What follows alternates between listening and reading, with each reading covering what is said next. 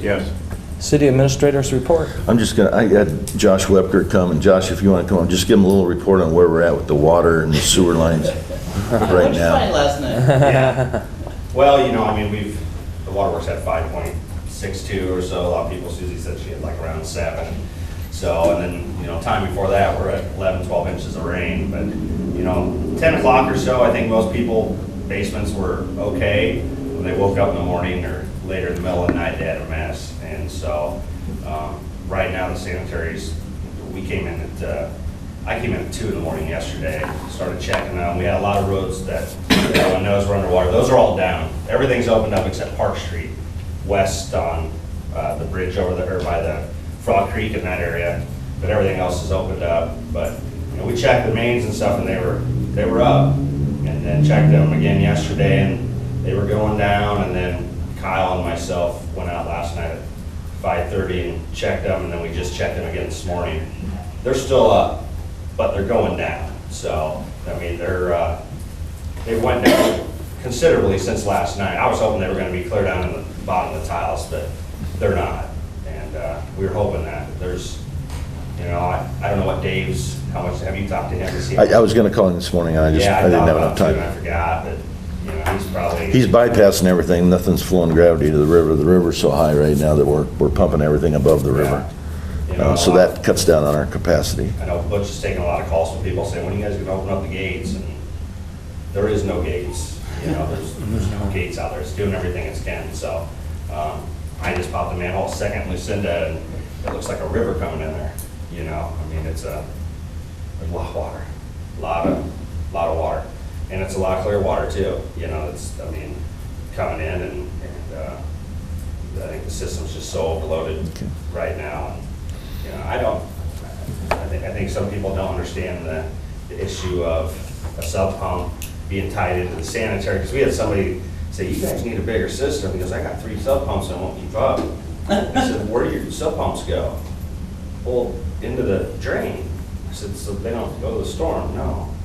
So all you're doing is you're just putting that back into your house, and he didn't know that, you know? So I think a lot of people don't understand all that. I'm gonna say by tomorrow morning, everything should be down, you know?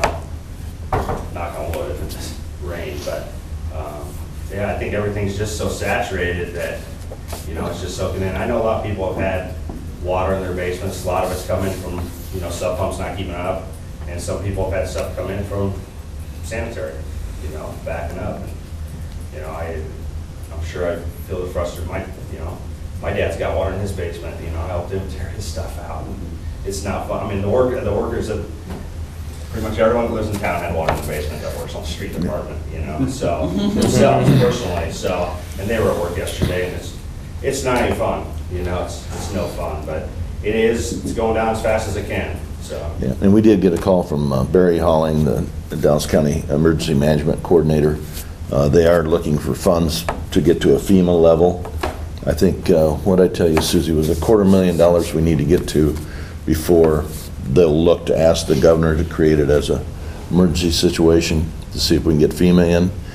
It'll be all costs, and we'll be looking at our costs that we have to cover for men coming in and barricades and doing what we're doing.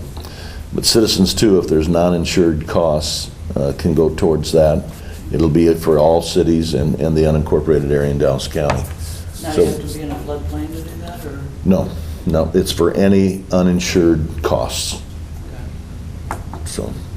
So essentially, it's just too much. You're right? Eric, am I saying? No, I just had a question. Oh, So go ahead. I'm Go sorry. ahead, Phil. No.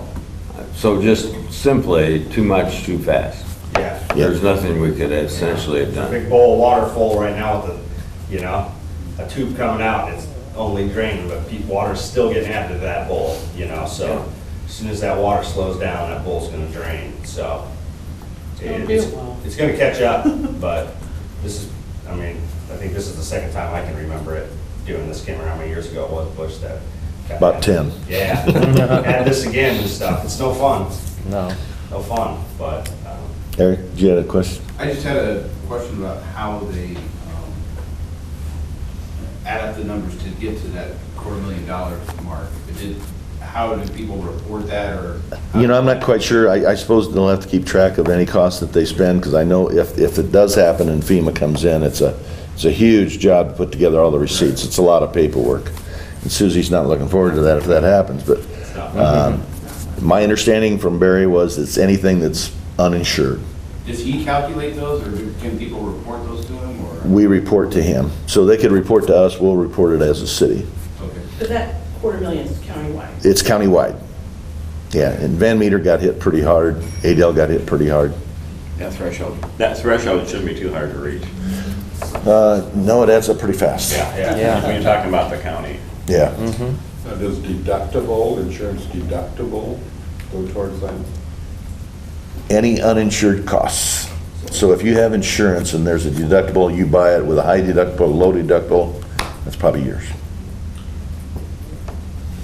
I visited with Hank Schmidt yesterday morning, and we ended up kind of laughing because he said, I'm getting lots of calls down at the water department. I said, well, water department, that, Not exactly the same one. no, not quite the Well, all same. we did was go out and check them, but Butch and Susie and Corey and Sven and Steve were the ones that played answering machine. And Steve was here last night till 6 o'clock. He had people that were putting sump pumps and putting them out in the yards, and then it was affecting the neighbor. We told them to put them into the streets, get them in the streets, and hopefully that storm sewer would carry it away and not put it on the yards. The ground's saturated. It wasn't gonna do any good to put it on the ground. Knock on wood, it should be down by tomorrow morning. I mean, it's a considerable difference. It doesn't look like it, but when you look at a manhole and it's dropped 3 feet, that doesn't seem like a lot, but that's a huge amount when you're draining like an eighth of the town, when you say Butch, or a sixth of the town. Huge. Or at least that. Yeah, so, The whole east end, basically. Everything east of 12th Street is still yeah, supercharged. yeah, Yeah. so. Oh, yeah. Okay, thanks, Josh. Thank you, Josh.